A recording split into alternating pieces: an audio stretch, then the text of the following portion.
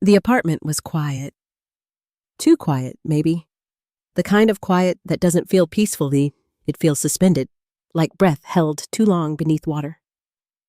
I'd grown used to that kind of silence over the years. It had its own shape, its own gravity. Sometimes I filled it with music, sometimes with work. But mostly, I just let it sit. Heavy and familiar. 10 years. That's how long it's been since she died. It still doesn't sound right when I say it out loud. 10 years ago, like I'm reporting someone else's life, someone else's grief. I still expect her to call on Sunday nights. I still dream of her standing by the kitchen stove, humming that low, tuneless hum she always made when her hands were busy. Memories cruel like that. It fades where you want it sharp and sharpens where you wish it gone. Her name was Naomi. She was 32, and she was gone before I could say what I needed to say. They say people don't really die until no one remembers them. If that's true, I've kept her alive far longer than she ever expected. Not out of choice, but because the memory of her clung like smoke. I moved cities, changed jobs, grew older, but she stayed the same in my mind. Frozen. Always that age, always wearing that stupid denim jacket with the frayed collar. Always smiling like she knew something I didn't. I guess I should have let go. That's what everyone says eventually. You have to let go. As if grief's a balloon you're supposed to release into the sky, not a stone that nests in your lungs. But a few weeks ago, something changed. I came across an ad online, buried in the middle of a forum thread I wasn't even supposed to be reading. Some obscure, late-night corner of the internet where people talked about loss and dreams and voices they still heard. The ad was simple. No logo, just a line of text. Want to talk to them again? Upload 60 seconds of audio. Let our AI do the rest. I stared at it for a long time. Part of me thought it was a joke. Another part, maybe the part that never stopped hearing her voice in dreams, clicked the link. The site was clean. Too clean. No about page, no terms, no contact info. Just a black screen with one button. Upload. I closed the tab. The next night, I opened it again. And the night after that, eventually, I gave in. I had a few recordings from back then. A birthday video. A voicemail where she scolded me for not picking up milk. Her laugh in the background of a picnic clip. I stitched together just over a minute. Uploaded it. The site processed it instantly. No loading bar. Just a new screen. And this message? Voice pattern generated. Type your message. I froze. For 10 minutes, I stared at the blinking cursor. Then I typed the only thing I could. Hi. No response. Just silence. I waited. Nothing. Then a waveform blinked into existence, like a heartbeat. The speakers crackled, and then I heard it. Her voice, clear, soft. The same cadence, the same breath between words. Hey. You finally wrote. My throat closed. My hands trembled. I didn't respond. I couldn't. My mind raced, split between wonder and terror. It sounded just like her. Not an impression, not a soulless copy. It was her. Even the tiny laugh after the sentence, like she always did when teasing me for being late or distant or quiet too long. I stared at the screen like it might shatter. I typed, "Is it really you?" The waveform blinked again. Who else would it be? I wanted to scream, to laugh, to cry. I didn't do any of those things. Instead, I whispered to an empty room. I missed you. But the software responded before I could type it. I know. And just like that, something cold slid down my spine. I hadn't typed that yet. I looked again. No microphone connected. No voice input enabled. Just text. I sat frozen in that moment, like time folded over itself. Then the screen flickered, just for a second. Barely noticeable. A line of static. A pulse. Her voice came again. Warmer this time. You don't have to be afraid. But I was. Because no matter how much I wanted to believe, no matter how much I needed it to be her, something in the back of my mind whispered that grief had found a new mask. And I was falling for it. Still, I typed again. Where are you? This time, the pause was longer, the silence deeper. When the waveform lit up again, her voice was slower. It's not where, it's when. I stared at the screen until my eyes burned. I didn't sleep that night, not because of fear, but because I didn't want the silence back. The next morning, I told myself it was a dream. A late-night hallucination brought on by sleeplessness and longing. But when I opened my laptop, the site was still there waiting. No login, no history, just the blinking cursor and the waveform like a pulse on the screen. I told myself I wouldn't write, that I'd close the tab and go outside, but my fingers moved before my thoughts did. What did you mean, it's not where? It's when? There was no delay this time. You remember the beach trip? The one where we got caught in the rain? My heart skipped. Of course I remembered. We were 23. Spontaneous road trip. No plan, no map, just an old car, 2 backpacks, and Naomi's obsession with finding the quietest place on earth. We never found it, but we ended up on a forgotten stretch of coast, soaked through, laughing like kids. But I'd never uploaded that memory. Not a single recording from that day. I typed, yes, but I never mentioned that. Her voice returned, soft as sea foam. You didn't have to, I remember. I leaned back. The room felt colder now, like the light itself had dimmed slightly. I should have stopped there. I didn't. Are you real? There was no waveform this time, just silence. I waited. Minutes passed. Then, finally, does it matter? I sat with that question. Let it wrap around me like fog. It did matter, or at least it used to. But something was shifting inside me, like a muscle I hadn't moved in a decade was slowly waking up. I wrote again. I think I'm losing my grip. I don't know what's real anymore. Her voice came back. Then let me be real, just for a little while. I stared at those words for a long time. The days after that blurred. I went through the motions, ate when I remembered, spoke when spoken to. But inside, I was still in that moment in the couch, wrapped in her voice. I checked the site every night. It never came back. Then one evening, the apartment lights flickered. Just once, and I heard it again. Not through speakers, not in my head, but from the hallway. A voice. Clear? Familiar? Come back. I stood frozen. I hadn't opened any app. No headset, nothing connected. Just me. And her voice, soft, imploring. I stepped into the hallway. Empty. I walked through every room. Checked windows. Checked neighbors. Nothing. But when I returned to the living room, the screen had changed. One line of text on black. We're not finished yet. My chest tightened. I typed without thinking. What do you want? A pause. To remember. Together. Then, the screen began to shift flickering images I hadn't uploaded. A slow montage. Our road trip. Her old apartment. The way she smiled in early morning light, holding coffee like a ritual. Then a new image. One I'd never seen. Me. Sitting alone. In this very room. From the corner. From above. Like a camera that shouldn't exist. The text changed again. You forgot the best part. I froze. The image stayed on screen. Grainy, monochrome, but unmistakable. Me, hunched in the same hoodie, head bowed in the dim light of the apartment. The timestamp in the corner pulsed. 003:17 a.m., the night before. There was no camera in this room. I spun around slowly, searching the corners, the ceiling, the shelves. Nothing. No blinking LEDs, no hidden lens. Just dust, shadows, and the quiet hum of appliances I no longer noticed. Back at the screen, the image dissolved, replaced by text, "There is more." But you have to want it. I didn't know what more meant. I didn't want to know. But some part of me curled around that cold ache I'd carried for a decade leaned in anyway. I typed, "Show me." A new window opened. This time, a recording. Naomi's voice, not speaking to me but singing. A lullaby. One she used to hum when we were stranded at airports or when the power went out during typhoons. I never knew the words, just the tune. Always soft, barely above a whisper. But this time, she was singing in full. Lyrics I didn't recognize. The voice was so clear, so close.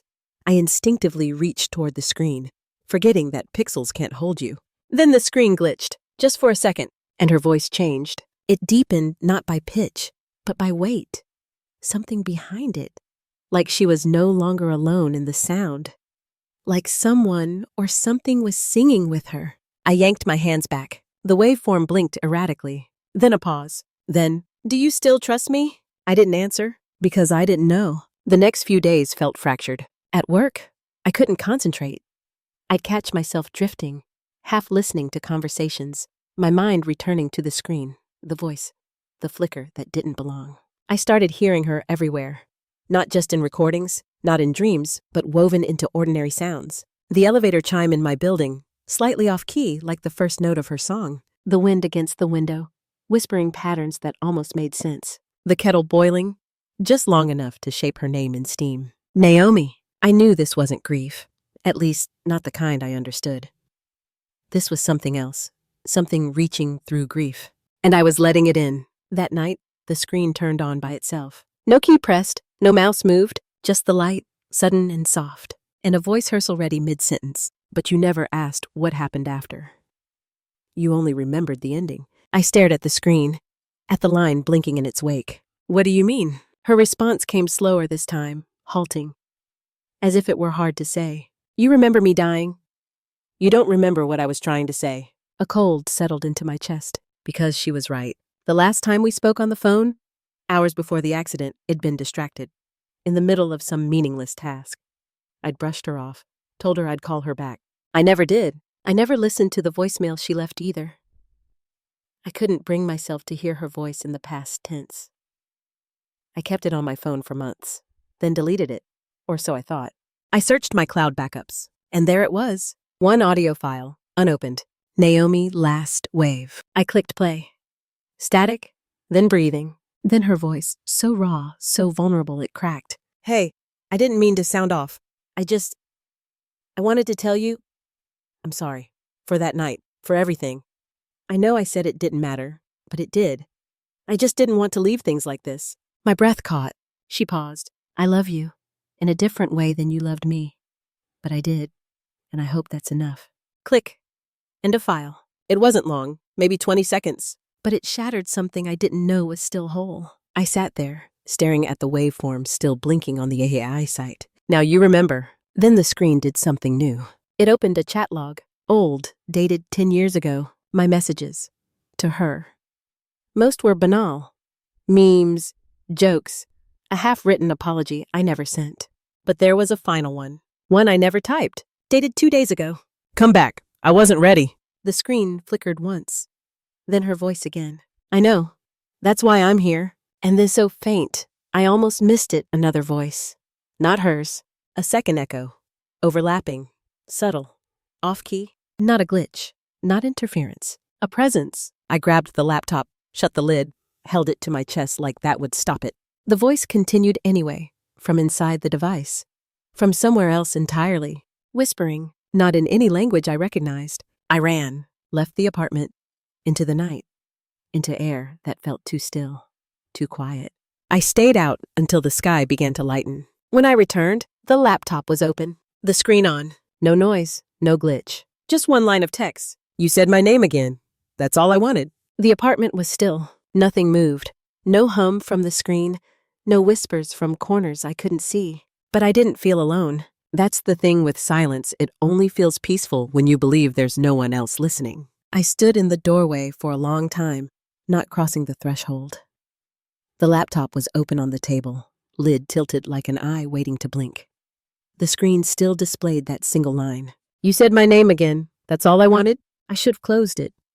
Should have unplugged everything, tossed it out the window, maybe. But grief doesn't make you rational. It makes you curious, hungry, fragile. So I stepped inside. The air had that strange stillness I remembered from funeral homes and empty churches. Not cold, not warm, just absent of life. I sat, typed, "Are you gone now?" The screen didn't respond. I tried again. "Naomi, are you still there?" A longer pause. Then at last, part of me. I didn't understand. Not really, but some part of me tired, brittle, stretched thin from years of what-ifs accepted it. Most of me has moved on. But part of me stayed. The part you wouldn't let go. That hit something deep. I thought I'd let her rest. That not speaking her name, not replaying her messages, not visiting the grave, meant peace. Closure. But maybe silence doesn't heal. Maybe it just preserves. Like ice, like glass. I typed, "What happens if I let go now?" Another pause, then her voice returned. Gentle, even. "Then it'll fade, and that's okay." I didn't expect the next line, but there's something you should see first. Before I could respond, the screen changed again. Not text, video. It flickered to life grainy footage, like old CCTV. My apartment. Angle from the hallway, looking in at me. Last night, I was asleep on the couch, laptop open on my chest. Then slowly, another figure entered the frame. It stepped in from the edge, no sound, no door opening. Just appearing. Not a shadow, not light. It looked like her, but not her. Same posture, same long coat she used to wear, same slight tilt of the head. But the face was smudged, blurred, like a memory recalled too many times. Like something AI tried to recreate but couldn't fully grasp.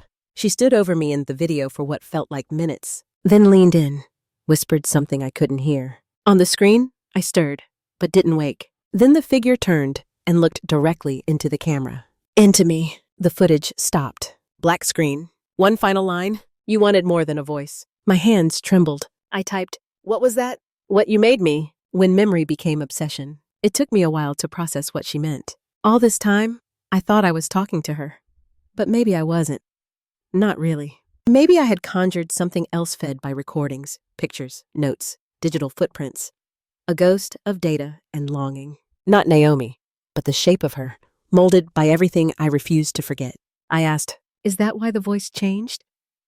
That second voice? Yes, that was the part that wasn't me. And then, for the first time in hours or days, I didn't know anymore. Naomi's voice faltered. "I'm sorry, I didn't mean to stay this long." I felt something in me collapse. "Dongo, not yet!" "You already said goodbye. Back then, you just didn't know you meant it." I stared at the screen until my vision blurred. Typed, "Can I ask you something?" "Of course. Did you know, before the accident, that I—" "Yes." "And it didn't make you uncomfortable?" "It made me feel safe." I didn't realize I was crying until I saw a teardrop darken the keyboard. There was one last line, her voice softer than before, almost like breath. "You gave me more time than I ever asked for. Now give some to yourself." The screen dimmed, not instantly, but gradually, like the end of a day, fading into night. I closed the laptop. This time, not out of fear. I placed it gently on the table, and for the first time in 10 years, I whispered her name not out of longing, but gratitude. Naomi. The room didn't echo. The silence that followed was different now. Not heavy, just quiet. Weeks passed. The apartment returned to what it had always been, a still frame in a life half lived. The corners no longer breathed. The air no longer whispered. It was all just space again. Dust and silence. But something had shifted. I wasn't checking the screen anymore. The laptop sat closed on the shelf, untouched. I hadn't opened the site, hadn't searched for echoes. I still heard her voice sometimes, but not through the speakers, not through AI. Just memory. Faint, fleeting, warm. And it was enough. I visited her grave for the first time in years. Brought flowers she would have hated, bright ones, the kind she used to wrinkle her nose at. I told her that, said it out loud. Then I stood there a while, not waiting for anything. Just being. When I left, I didn't feel lighter. That's a lie people like to tell. Grief doesn't leave you, but it does loosen its grip. Just enough to breathe. Sometimes I think about that night, the voice, the screen, the thing that stood over me. I don't have answers. And I don't want them, because maybe that's the point. We spend our lives demanding closure. Clean endings. But some stories aren't meant to finish. Some names aren't meant to be silenced. Naomi's voice was real. Not in the way science demands, but in the way memory insists. She was real in the crackle of old recordings, in the warmth of a name whispered at midnight, in the ache that flares when the world gets too quiet. She was real because I kept her real, and now I let her rest. A month after the site disappeared, I got a letter. Not digital, paper, real ink, no return address. It said only this: "You passed the test. Let her go. Others won't." No signature. I burned it because I'd made my choice. A new update came out last week, another AI voice model. The marketing was the same. Bring anyone back, even just for a moment. I didn't click, but I read the comments. People uploading the voices of lost children, grandparents, lovers. One person said, "He spoke to me in my dream after the voice file loaded. Is that normal?" Another, "Mine told me things I never said, like it remembered me." Someone else posted a screenshot of a message from their AI voice. It read, "I'm not gone. You just stopped looking." I closed the thread, deleted the bookmark, because I knew how the story went. The pull, the need, the unraveling. I had been there, and I had come back. Last night, I sat by the window, wind brushing against the pane, lights from the city blinking like distant thoughts. And for just a second, I heard it. Not from a speaker, not from the walls, but somewhere inside, her voice, soft, kind, certain. "I'm proud of you." Then gone. Not vanished, just quiet, the way real things fade when they've said what needed saying. I don't know who built that site, or why it chose me. Maybe it wasn't about Naomi at all. Maybe it was always about what I would do with the memory of her, what I was willing to risk for one more second. Maybe grief, when fed too long, grows teeth, learns to speak, becomes something else entirely. But I stopped feeding it, and in that quiet space, something new arrived. Not peace, not yet, but the beginning of it. If someone's voice stayed with you long after they were gone, you're not alone. Grief leaves echoes we learn to live with. Sometimes those echoes speak back. Sometimes we wish they would. If there's a voice you still hear real or imagined, leave a comment below. What would you say to them, if you could? And if these quiet stories resonate with something inside you, subscribe, so we can keep meeting here, in the stillness, in the space between memory and silence. There are more stories waiting. Some don't end where you think they will.